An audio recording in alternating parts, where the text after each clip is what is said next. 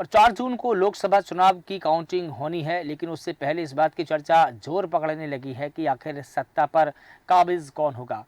बता दें कि देश में 7 चरणों में लोकसभा के चुनाव हो रहे हैं। अभी तक 5 चरणों की वोटिंग संपन्न हो चुकी है और 2 चरणों की वोटिंग फिलहाल बाकी है। वहीं उत्तराखंड की 5 लोकसभा सीटों पर पहले ही चरण में वोटिंग हो चुकी है। कांग्रेस पार्टी ने राष्ट्रीय प्रवक्ता सुजाता पॉल को तेलंगाना में प्रभारी बनाकर भेजा है। वहीं लोकसभा चुनाव में कांग्रेस किस तरह का प्रदर्शन करेगी, इस मुद्दे पर कांग्रेस की राष्ट्रीय प्रवक्ता सुजाता पॉल से हमारी स्पेशल करस्पॉन्डेंट सुनीता सिंह ने खास बातचीत किया। आइए सुनते हैं। नमस्कार, आप देख रहे हैं देश न्यूज और मैं सुनीता सिंह आपके साथ। इस वक्त मौजूद हैं हम उत्तराखंड की राजधानी देहरादून में और हमारे साथ इस वक्त मौजूद है कांग्रेस के राष्ट्रीय प्रवक्ता सुजाता पॉल मैम जी। और हम मैम से जानना चाहेंगे कि जो इस बार जैसे 2019 और 2014 में जो है वो भाजपा को जो है वो क्लीन स्वीप मिली थी, तो इस बार जो है वो किस तरह की जो है वो सिचुएशन रहने वाली है। धन्यवाद। आपके दर्शकों को भी मेरा नमस्कार। उत्तराखंड में जो चुनाव हुआ है वो जनता का चुनाव है, क्योंकि जनता के सामने बहुत सारी समस्याएं हैं। चाहे आप महंगाई, बेरोजगारी, महिला सुरक्षा देख लीजिए। और उत्तराखंड ने देखा है कि अब जब से भाजपा की सरकार आई है और अब तो देखिए 7 साल होने को जा रहे हैं।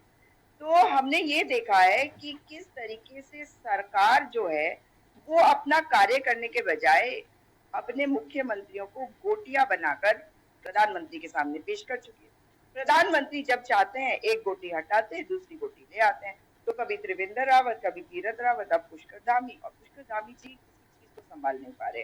कानून व्यवस्था ध्वस्त है। आप देख रहे हैं कि जिस तरह की घटनाएं भाजपा के आने के बाद से हुई हैं, ऐसा पहले कभी नहीं हुआ। 2018 में घनसाली की घटना हुई थी, जहां इन्होंने पोलराइज करने की कोशिश करी। फिर पुरोला की घटना आपने देखा 2023 में, वहां पर कैसे इन्होंने हिंदू मुस्लिम करने की कोशिश करी।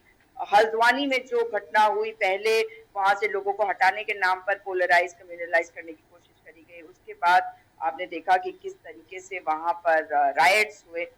और इसके अलावा एक रणनीति जो भाजपा की है कि सबको जेल में डालो। देखो, मैं आपको एक बात बताऊं कि जनता जो है वो त्रस्त इसलिए भी हो चुकी है क्योंकि जनता जानती है कि वो आजाद देश में आजाद पंछी की तरह रहती है। जो जी में आता है वो बोल सकती है, और जो सरकार होती है वो बहुत बड़ी होती है, तो उसको अपने आप को संयमित रखना होता है। लेकिन ये सरकार जो अहंकारी हो गई है, और कहते हैं कि अघोषित आपातकाल है। और ये कहते हैं, मैंने इसलिए कहा क्योंकि ये सिर्फ महसूस कर सकते हैं क्योंकि ये अघोषित है और हम सब महसूस कर रहे हैं इसको। तो जो आंदोलन कर रहा है, जो प्रदर्शन कर रहा है, उसको उठा के जेल में डाल देना। जैसे हमारे बेरोजगार युवक जब पेपर लीक के विरोध में उन्होंने सीबीआई इंक्वायरी की मांग करी, तो उनकी बात को नहीं सुना गया। इसमें मैं ये भी कहूंगी कि जितने बच्चे हमारे बैठे रहते हैं, आंदोलन करते हैं धरना स्थलों पे, उनकी कोई बात सुनता नहीं है। और जिस प्रकार से जेल में डाल दिया हमारे 13 युवकों को, और ये कहा गया शुरू में ये बाहरी है। अगर बाहरी है तो उनके एड्रेसेस तो उत्तराखंड के अंदर के थे। तो ये सरकार की नाकामी और विफलता दिखाती है। मगर ये भी कि हमारे जो युवा हैं वो इस बात को समझ रहे हैं कि उनके साथ नाइंसाफी है। कांग्रेस पार्टी का मैनिफेस्टो यदि उन्हें समझ में आ गया होगा तो निश्चित तौर पर एक तरफा वोट वो कांग्रेस पार्टी को देंगे, क्योंकि 30 लाख सरकारी पद है केंद्र सरकार के जो खाली कर दिए मोदी जी ने, उन्हें भरे नहीं। क्यों? क्योंकि उन्हें संविधान पर प्रहार करना है और आरक्षण को खत्म करना है। उसमें हमने ये कहा है कि 15 लाख नौकरियां युवकों को, 15 लाख महिलाओं को दी जाएंगी। तो युवक और युवती जानते हैं कि हम नौकरी अगर ढूंढ रहे हैं तो हमारे पास ये 30 लाख नौकरियों का विकल्प है।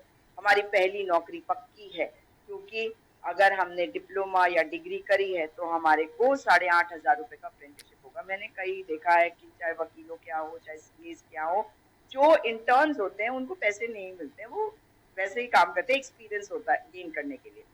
लेकिन उत्तराखंड की अगर वापस मैं बात करूं तो आप देखिए कि पौड़ी की सीट पे अनिल बलूनी जी जो दिल्ली से लाए गए, उन्होंने कैसे मैनेज करने की कोशिश करी। मगर एक बहुत स्ट्रॉन्ग अंडर करेंट था। बहुत सारे विषय ऐसे हैं जो हम सबके विषय हैं, और अनिल बलूनी जी नेशनल मीडिया को अपने साथ ले आते थे। उनकी मीटिंग में महेंद्र भट्ट जी तो रोने ही लग गए थे, उसका उनको इनाम भी मिल गया, उन्हें राज्यसभा भेज दिया गया। लेकिन वहां पे कौन सा महत्वपूर्ण मुद्दा था कि इन्होंने मनीष खंडूरी को तोड़ा, इन्होंने विधायक राजेंद्र भंडारी को तोड़ा। इसका मतलब है कि अपने दम पर तो जीत नहीं सकते थे। तो जैसे हमारे साथ इस वक्त मौजूद थे कांग्रेस के राष्ट्रीय प्रवक्ता सुजाता पॉल मैम जी, और तमाम जानकारी जो है इन्होंने हमारे सभी दर्शकों के साथ साझा की। अब भाजपा भी जो है वो लगातार इसी तरह के दावे करती जा रही है। अब देखना है कि किसकी होगी जीत, किसकी होगी हार और किसकी बनेगी सरकार। तो इसी तरह की जानकारी के लिए बने